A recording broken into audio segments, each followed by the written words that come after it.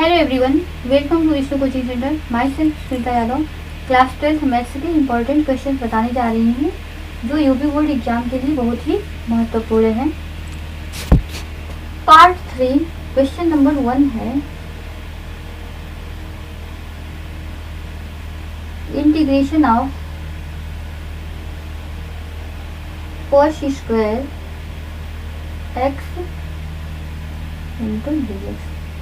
इसका हमें इंटीग्रेशन करना है।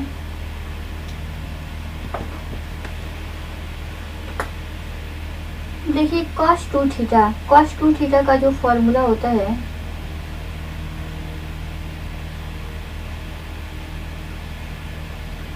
टू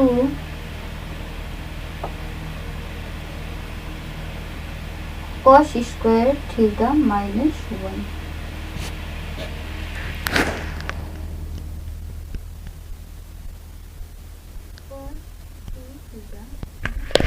माइनस के साथ है और जब हम इसको लेफ्ट में लाएंगे तो ये प्लस में चली जाएगा। +1 is equal to cos square theta. हमें cos स्क्वायर थीटा का वैल्यू निकालना है। cos 2 theta +1 cos square theta और 2 के बीच में मल्टीप्लाई का रिलेशन है। जब हम 2 को इस साइड लेकर आएंगे तो ये डिवाइड में चली जाएगा। cos 2 theta +1/2 is equal to cos square theta.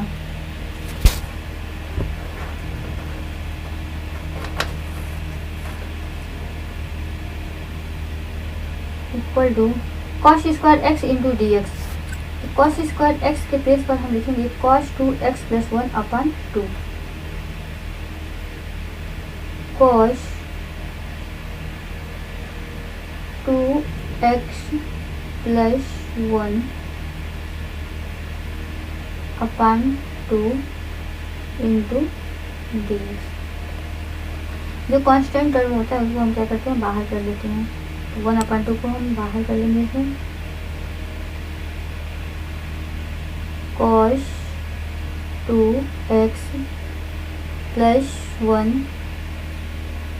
Into dx।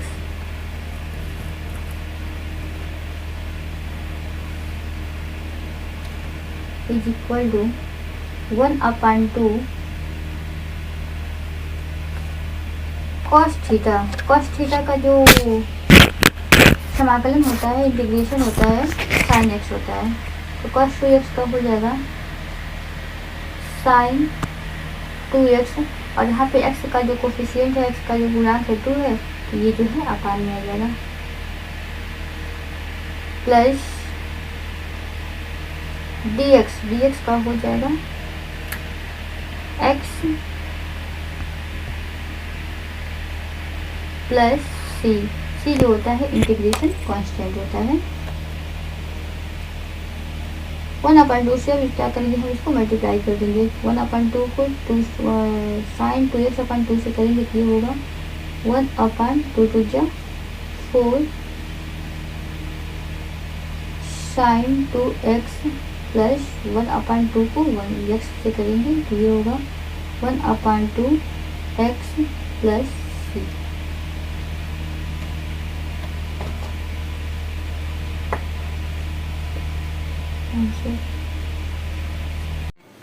Question number 2 है सदिशों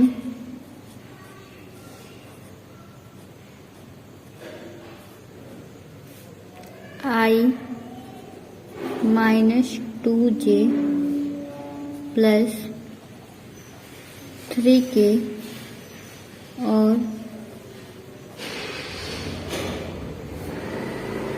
3i - 2j + k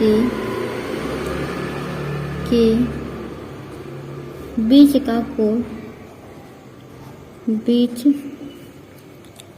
का कोण ज्ञात कीजिए।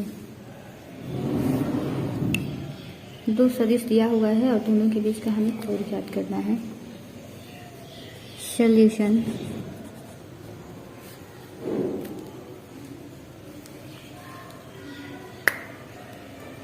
माना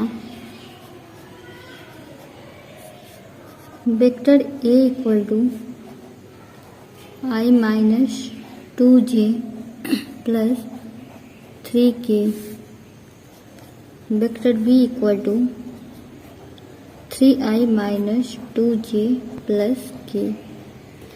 दोनों वेक्टर ए और वेक्टर बी के बीच हमें कोण का मान ज्ञात करना है। फॉर्मूला होता है तो दो वेक्टर के बीच कोण निकालने का जो फार्मूला होता है cos theta equal to vector A dot vector B upon में ए का परिमाण इंटू बी का परिमाण। तो सबसे पहले हम vector A dot vector B का वैल्यू निकालेंगे। A dot vector B equal to A का जो वैल्यू है I cap minus 2 J cap plus 3 K cap into और बी का जो वैल्यू है वेक्टर बी का वैल्यू 3 आई cap minus 2 J cap plus के कैप। अब देखिए जब इसको जब हम मल्टीप्लाई करेंगे तो आई को 3i से करेंगे तो ये हो जाएगा 3 इंटू 1। आई को आई से करेंगे तो आई स्क्वायर और आई स्क्वायर का जो वैल्यू होता है 1 होता है। फिर आई को जे से करेंगे 0 और आई को के से करेंगे तो ये भी 0 हो जाएगा। माइनस 2j को माइनस आई 3i से करेंगे 0 होगा। फिर माइनस 2j को 2j से करेंगे तो माइनस माइनस प्लस 2 2 जा 4 और j को j से करेंगे j स्क्वायर होगा और j स्क्वायर का जो वैल्यू होता है वो 1 होता है। प्लस 3 को i और j से करेंगे 0 हो जाएगा। फिर हम 3k को k से करेंगे, 3 को 3 से करेंगे 1 और k को k से करेंगे तो 3 को 3 1 जा 3 और k स्क्वायर का वैल्यू 1 होगा। 3 प्लस 4 प्लस 3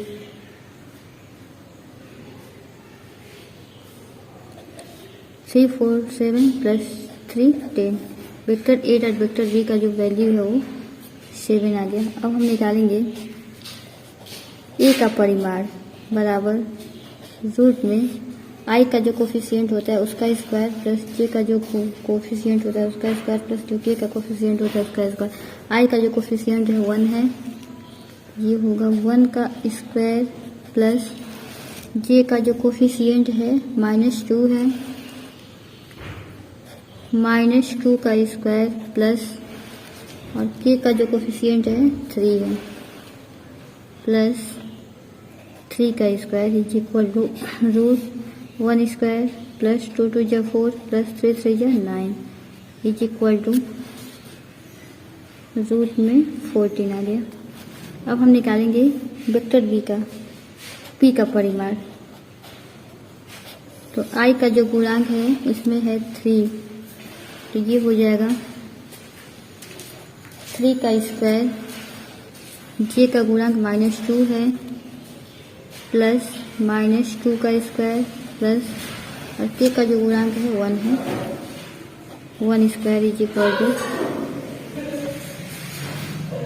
3 3 जा 9 -2 पर 2 का वैल्यू होगा 4 plus 1 is equal to root 14। Cos theta का हमें वैल्यू निकालना है।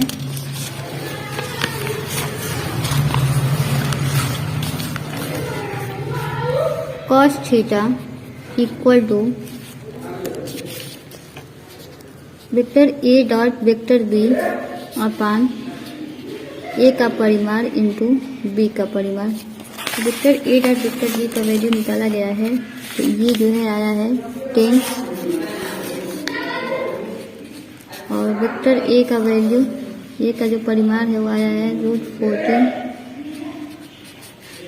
रूट